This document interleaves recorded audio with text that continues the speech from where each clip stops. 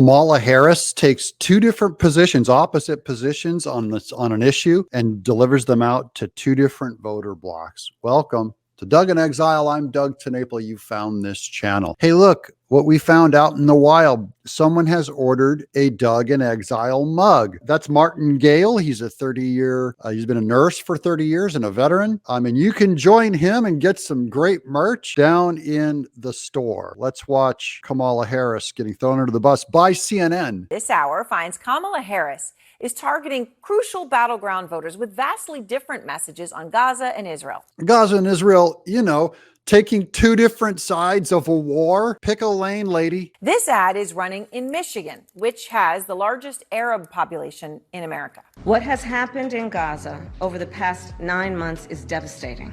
We cannot allow ourselves to become numb to the suffering, and I will not be silent. Well, it's a very different story for an ad in Pennsylvania targeting Jewish voters. Let me be clear.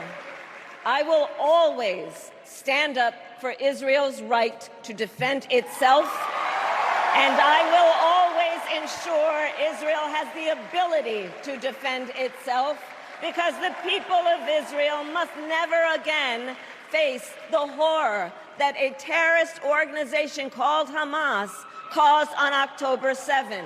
Different message. Different message, but it's much worse than that. You can't accuse her of being dumb, because she has managed to stay on topic and on message from one event to the next.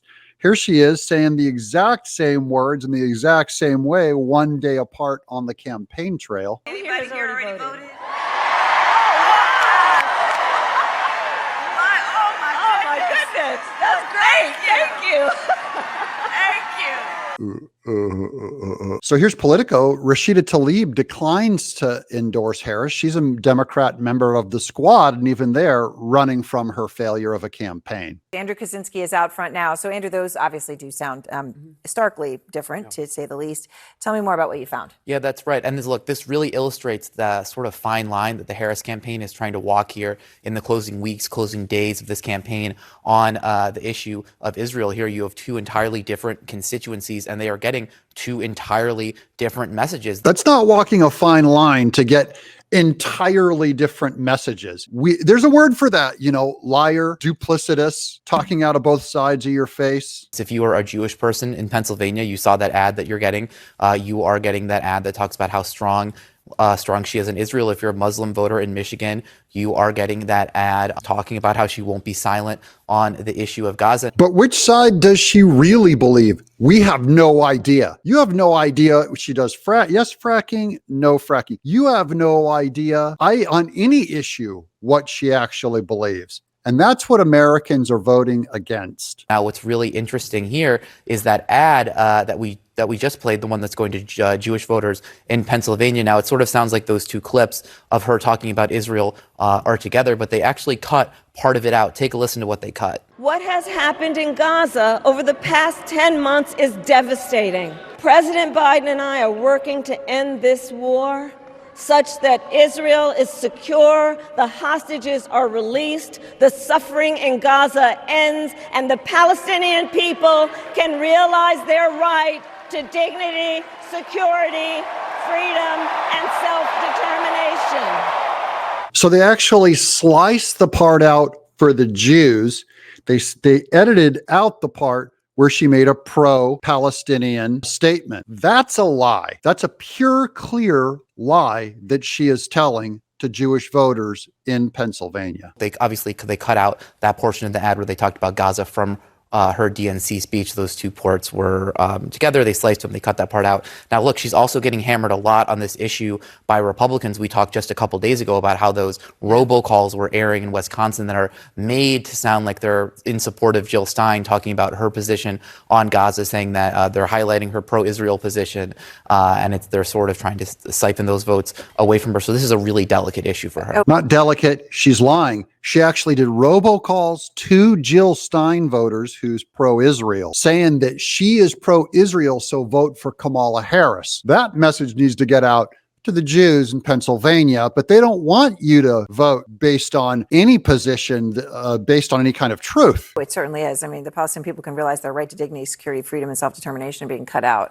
It's important to notice that. Yeah, she cut the part out about mourning that people aren't getting their individual freedom, probably because it's not a very high priority to her. How did the Democrats lose your vote? Unfortunately, Kamala Harris and Mr. Biden turning America, the superpower, the greatest power, to third world country. Now, that's an imam in Detroit, Michigan. I just want you to listen to this statement and tell me what part of it is unique to Muslims, because this is something that affects us Christians, those Muslims, Jews, atheists. Broken border, oppression. Yeah, oppression. I'm with this guy. You know, I probably have more in common with this Muslim than I do with a white liberal in Detroit, Michigan, who would vote for Kamala Harris, values-wise. Left Iraq in the 70s to come to America for democracy. Now you get here and you see the president was nearly assassinated 3 times. What were you thinking that day?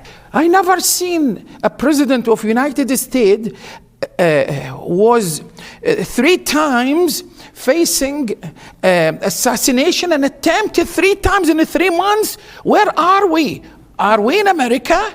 Not the America I grew up in. I'm with this guy. This is my man. Here's Eric Doherty. Rashida Tlaib decides not to endorse Kamala Harris. Trump was in Dearborn, Michigan yesterday.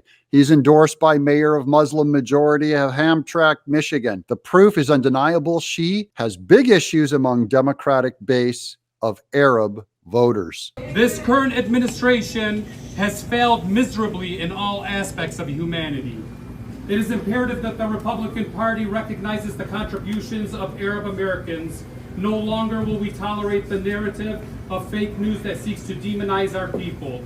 That's another Arab group, a separate one in Michigan, supporting Trump. We are proud Americans enriching this nation with our hospitality, education, and hard work. From doctors to humanitarians and poets to politicians, we embody the spirit of resilience and progress. We look to a Trump presidency with hope. I'm with that guy, whoever he is. I don't know exactly who these politicians are, but they're saying the kind of things that every single American agrees with. U.S. citizens should decide elections, not foreign entities and biased media sources. We must reclaim the promise of our forefathers, the freedom of speech, untainted by censorship from social media giants. These platforms should serve as the public spaces, allowing us to reveal the truths and shine the lights of the injustices around the world. I could have written that speech for him, but it's not just the Muslims. Here's a Somali leader, I believe in Minnesota, on how the Democrat Party has failed them, and they're supporting Trump. We went from the 6 to what? 19 now? In Minnesota in education? I mean, we are failing in every standard.